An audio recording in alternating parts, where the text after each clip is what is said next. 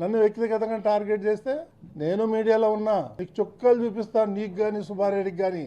కరుణాకర్ రెడ్డి మద్రాసులో పోయి ఏమేం చేసావో నాకు తెలుసు, వైవి సుబ్బారెడ్డి ఏమేం చేసాడో నాకు తెలుసు. అవన్నీ బయట పెట్టమంటారా?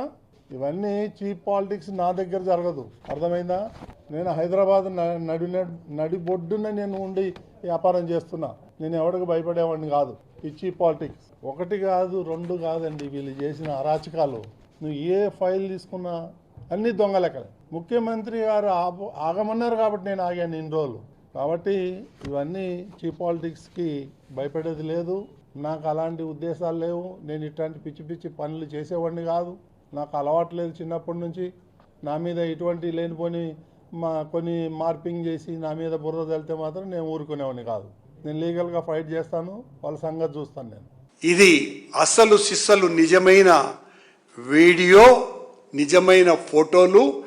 ఇందులో ఎక్కడా కూడా ఏఐ టెక్నాలజీని వాడనే లేదు అని వాళ్ళు చెప్పిన తర్వాత, అది నిర్ధారించుకున్న తర్వాత బిఆర్ నాయుడు గారు, మీలో కించిత్తన్నా దైవభక్తి ఉంటే, కించిత్తన్నా నైతిక విలువలు ఉంటే ఈ సంఘటన జరిగిన తర్వాత మౌనంగా మీ పదవికి రాజీనామా చేసి ఉండాల.